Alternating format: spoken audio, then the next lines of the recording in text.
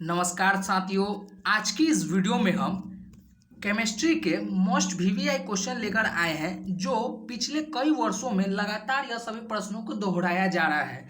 दोस्तों 10 वर्षों में कौन कौन से प्रश्न को लगातार दोहराया जा रहा है वही सभी को हम इस वीडियो में दिखाने का प्रयास कर रहे हैं। वो काफ़ी ज़्यादा महत्वपूर्ण होगा। तो साथियों यूपी पॉलिटेक्निक के छात्रों के लिए यह वीडियो काफ़ी ज़्यादा महत्वपूर्ण है। यह अगर आप देखते हैं तो इसमें से कई प्रश्न आपको एग्जाम में हूबहू देखने को मिल सकता है। तो यह केमिस्ट्री के मोस्ट वीवीआई क्वेश्चन सभी हैं। तो चलिए बिना समय गवाए इस वीडियो को हम शुरू करते हैं। सवाल नंबर 1, किसी परमाणु के नाभिक में कौन कौन से कण रहते हैं? ए इलेक्ट्रॉन एवं न्यूट्रॉन, या बी इलेक्ट्रॉन प्रोटॉन एवं न्यूट्रॉन, या सी प्रोटॉन एवं न्यूट्रॉन, या डी इलेक्ट्रॉन एवं प्रोटॉन। दोस्तों परमाणु में नाभिक में जो कण होते हैं वो प्रोटॉन एवं न्यूट्रॉन होते हैं। तो सवाल नंबर 1 का जो सही जवाब होगा वो होगा सी।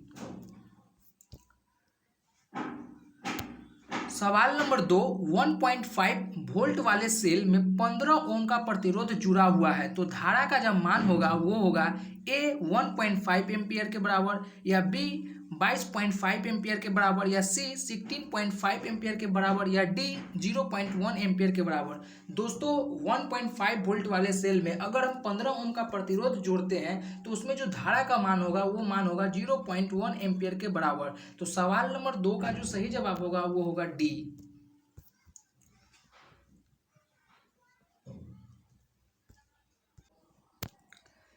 सवाल नंबर 3, तीन प्रतिरोध त्रिभुज एबीसी के रूप में संयोजित है। इनके एबी भुजा में 40 ओम, बीसी भुजा में 60 ओम तथा सीए भुजा में 100 ओम का प्रतिरोध है। तो बिंदु ए और बी के मध्य प्रभावी प्रतिरोध कितना होगा? ए 32 ओम, बी 50 ओम, या सी 40 ओम, या डी 200 ओम। दोस्तों अगर त्रिभुज एबीसी के रूपांतरण में अगर एबी की भुजा 40 है और बीसी भुजा अगर 60 है और सीए भुजा अगर 100 ओम का प्रतिरोध है तो बिंदु ए और बी के जो मध्य प्रभावी प्रतिरोध होगा वो जो होगा वो 32 ओम के बराबर होगा। तो सवाल नंबर 1 का जो सही जवाब होगा वो होगा ए।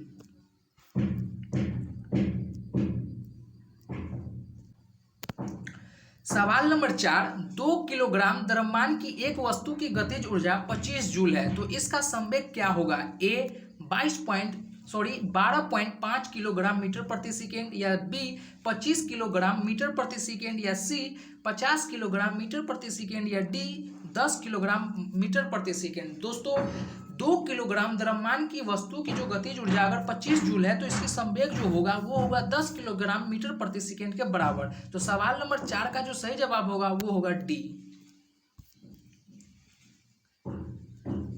सवाल नंबर 5, -40 डिग्री फ़ारेनहाइट का मान अगर डिग्री सेल्सियस में कितना होगा? ए -20 डिग्री सेल्सियस के बराबर होगा, या बी 80 डिग्री सेल्सियस के बराबर होगा, या सी -40 डिग्री सेल्सियस के बराबर होगा, या डी 60 डिग्री सेल्सियस के बराबर होगा। दोस्तों फ़ारेनहाइट और सेल्सियस का जो मान होता है वो बराबर होता है। तो -40 डिग्री फ़ारेनहाइट का जो मान होगा वो मान होगा डिग्री सेल्सियस में -40 डिग्री सेल्सियस ही। तो सवाल नंबर 5 का जो सही जवाब होगा वो होगा सी। सवाल नंबर 6, यदि दो आवेशों के बीच की दूरी अगर आधी कर दी जाए तो उनके बीच लगने वाला बल हो जाएगा ए 1/2 गुना, या बी 1/4 गुना, या सी 2 गुना, या डी 4 गुना। दोस्तों दो आवेशों के बीच की दूरी अगर आधी कर दी जाए तो उसमें जो बीच के बल लगने वाला है वो 4 गुना हो जाएगा। तो सवाल नंबर 6 का जो सही जवाब होगा वो होगा डी।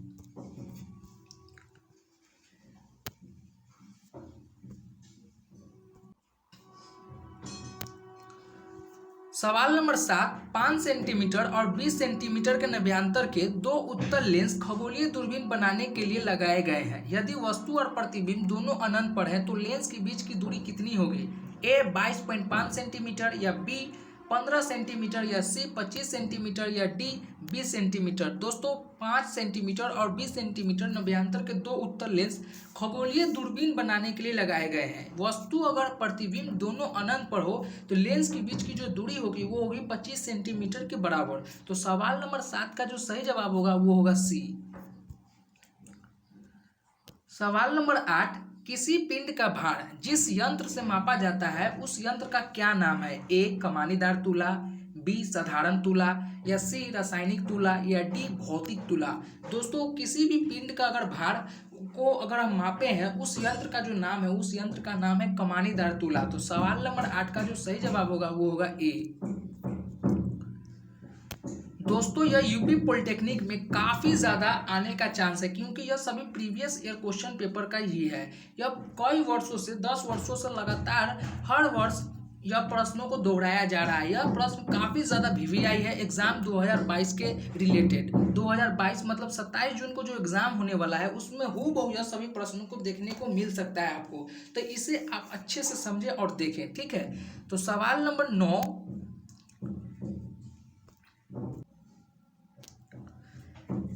एक आदमी के आवाज की आवृत्ति 150 हर्ट्ज है तथा तरंग लंबाई 2 मीटर है। यदि एक बच्चे की आवाज की तरंग लंबाई 4 मीटर हो तो तत्संबंधी आवृत्ति कितनी होगी? ए 300 हर्ट्ज, बी 18.75 हर्ट्ज, या सी 37.5 हर्ट्ज, या डी 75 हर्ट्ज।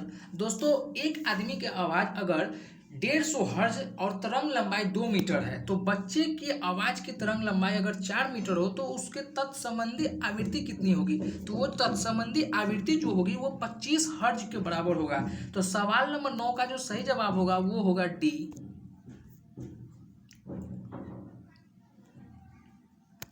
सवाल नंबर 10, प्रेरण द्वारा किसी अचालक को अवशोषित नहीं किया जा सकता है क्योंकि इसमें मुक्त रूप से इलेक्ट्रॉन नहीं होते हैं, या बी मुक्त इलेक्ट्रॉन तो होते हैं परंतु स्थानांतरित नहीं होते हैं, या सी अचानक इलेक्ट्रॉन कम होते हैं, या डी इनमें से कोई नहीं। दोस्तों प्रेरण द्वारा किसी चालक का अगर अवशोषित कम किया जा सकता है तो इसमें जो होता है कि इसमें इलेक्ट्रॉन एक भी नहीं होता है, यह मुक्त इलेक्ट्रॉन होता है।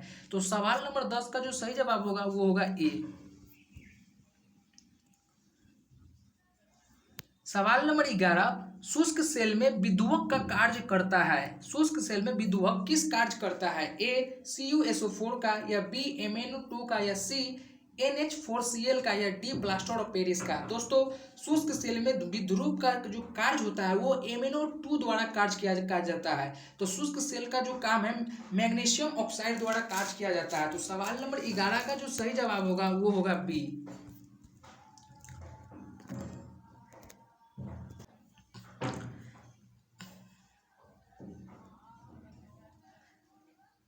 सवाल नंबर 12, अभितान्य धागे के सहारे एक खोखला लोलक लटका रहा है तो उसके आधे भाग को पारे से भर दिया जाए तो उसके आवर्त काल में होगा? ए बढ़ जाएगा, या बी घट जाएगा, या सी अपरिवर्तित रहेगा, या डी पहले बढ़ेगा या फिर घटेगा।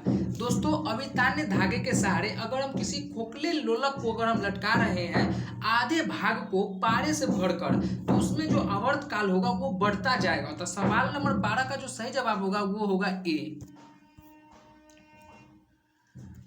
सवाल नंबर 13, 2 मीटर लंबी छड़ AB सिरे A से 120 सेंटीमीटर दूरी पर चाकू की धारा को संतुलित करती है। तो A सिरे पर 100 ग्राम का भार रखने पर छड़ अपने केंद्र पर संतुलन में आ जाती है, तो छड़ का भार कितना होगा? A 300 ग्राम, या B 200 ग्राम, या C 500 ग्राम, या D 100 ग्राम। दोस्तों 2 मीटर लंबी छड़ AB सिरे से 120 सेंटीमीटर दूरी पर चाकू की धार को संतुलित करती है। तो सिरा A में 100 ग्राम पर भार रखने पर जो छड़ केंद्र का संतुलन होगी वो छड़ का भार होगा 500 ग्राम के बराबर। तो सवाल नंबर 13 का जो सही जवाब होगा वो होगा सी।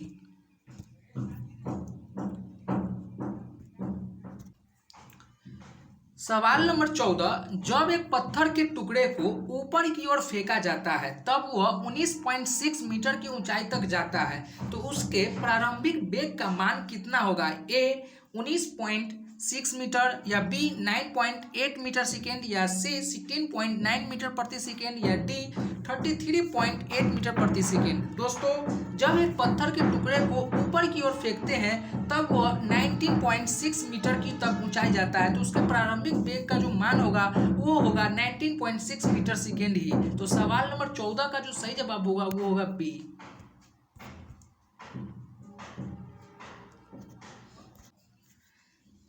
सवाल नंबर 15, पानी एवं कांच के अपवर्तनांक क्रमशः 4/3 और 3/2 है। तो पानी के कांच के सापेक्ष अपवर्तनांक होगा A 2 या B 1/2 या C 9/8 या D 8/9। दोस्तों पानी के कांच का अपवर्तनांक क्रमशः 4/3 और 3/2 है। तो पानी के कांच का जो सापेक्ष अपवर्तनांक होगा वो होगा 8/9 के बराबर। तो सवाल नंबर 15 का जो सही जवाब होगा वो होगा D।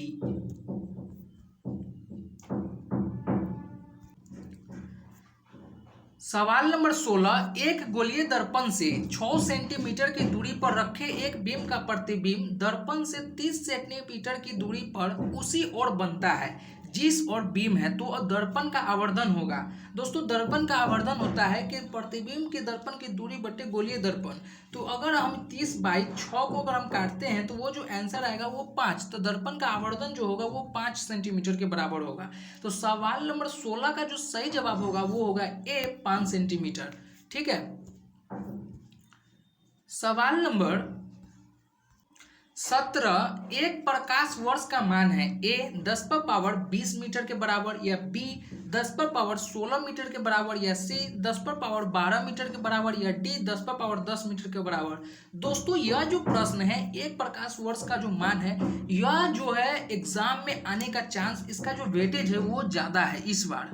इस बार जो है वेटेज ज़्यादा है, 99% है कि चांस है कि यह आ सकता है। ठीक है। तो एक प्रकाश वर्ष का जो मान होता है वो 10⁻16 मीटर के बराबर होता है। तो सवाल नंबर 17 का जो सही जवाब होगा वो होगा बी।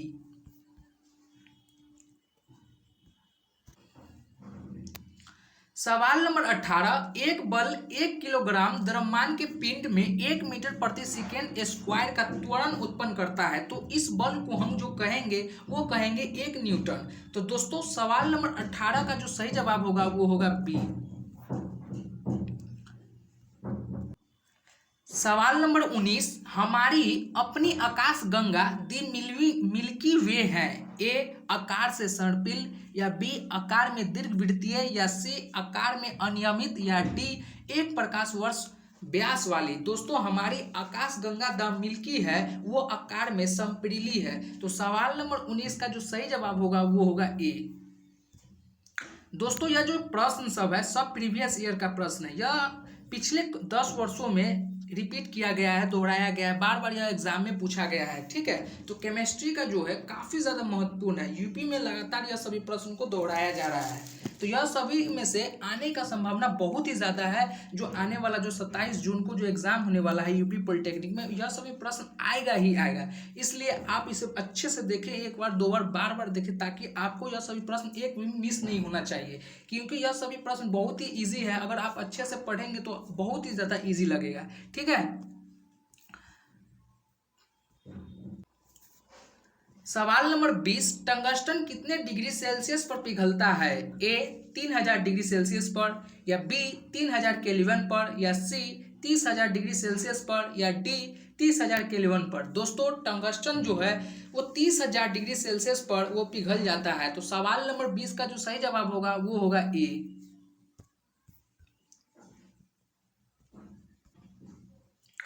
सवाल नंबर 21, निम्नलिखित ग्रहों में सूर्य से सबसे अधिक दूरी पर कौन सा ग्रह है। ए बृहस्पति, बी यूरेनस या सी शनि या डी प्लूटो। दोस्तों सूर्य से सबसे दूरी पर कौन सा ग्रह है, तो वो जो ग्रह है वो ग्रह है प्लूटो। तो सवाल नंबर जो सही जवाब होगा 21 का वो होगा डी। सवाल नंबर 21 का जो सही जवाब होगा वो होगा डी प्लूटो।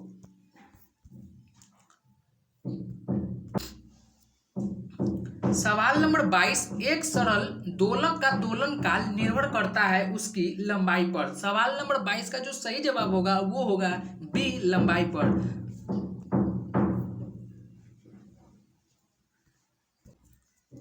सवाल नंबर 23, 6 ओम के 4 प्रतिरोध को श्रेणी क्रम में जोड़कर 12 वोल्ट का विद्युत विभवांतर लगाया जाता है तो प्रतिरोध में प्रभावित धारा कितना होगा।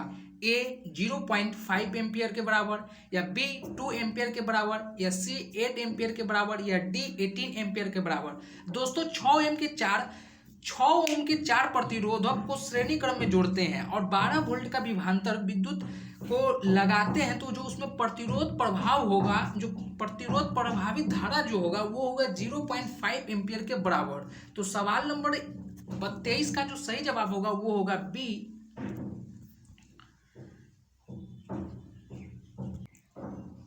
सवाल नंबर 24, एक निश्चित तार का प्रतिरोध R है और दूसरे तार का प्रतिरोध जो पहले तार के समान है, तो केवल जिसका व्यास पहले से दुगुना होगा वो होगा A R/4 के बराबर, या B R/2 के बराबर, या C 2R के बराबर, या D 4R के बराबर। दोस्तों निश्चित तार का प्रतिरोध अगर R है तो दूसरे तार का जो प्रतिरोध पहले तार के समान है, तो जो केवल व्यास का पहला दुगुना वेग होगा वो होगा R/4 के बराबर। तो सवाल नंबर 24 का जो सही जवाब होगा वो होगा A R/4 के बराबर।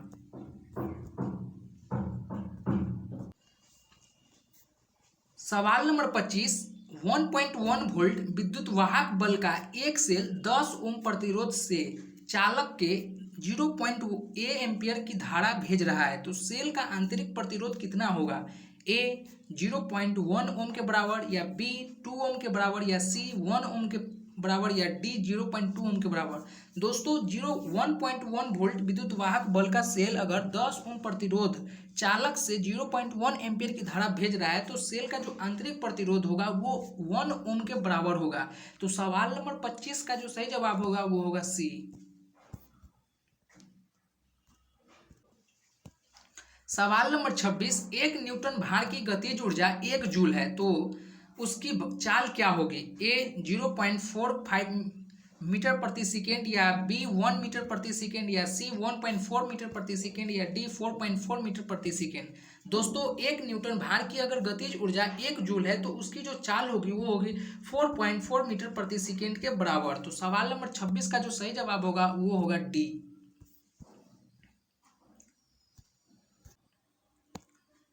सवाल नंबर 27, किसी स्थान की हवा का ताप 20 डिग्री सेल्सियस है, वहां अपेक्षित आर्द्रता 60 डिग्री है, तो इस ताप पर हवा के प्रति मीटर क्यूब में वर्तमान वाष्प के द्रव्यमान की गणना करें। जब इस ताप पर प्रति मीटर क्यूब हवा में 10 ग्राम से अधिक वाष्प नहीं समा सकता है, तो वो कितने ग्राम में जाएगा?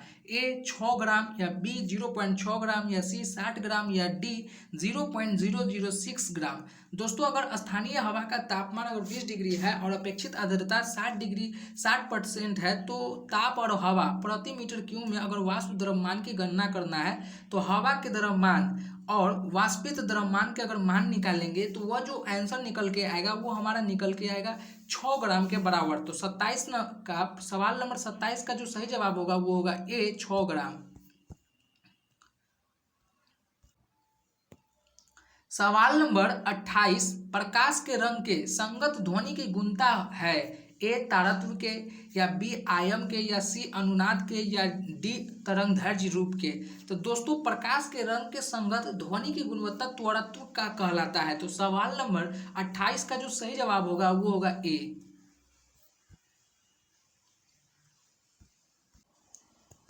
सवाल नंबर 29, सभी वास्तविक प्रतिबिंब A सीधे होते हैं, या B छोटे होते हैं, या C पर्दे पर प्रतीत होते हैं, या D पर्दे पर प्रतीत नहीं होते हैं। दोस्तों जितने भी वास्तविक प्रतिबिंब हैं उसे हम पर्दे पर उतार सकते हैं। तो सवाल नंबर 29 का जो सही जवाब होगा वो होगा C।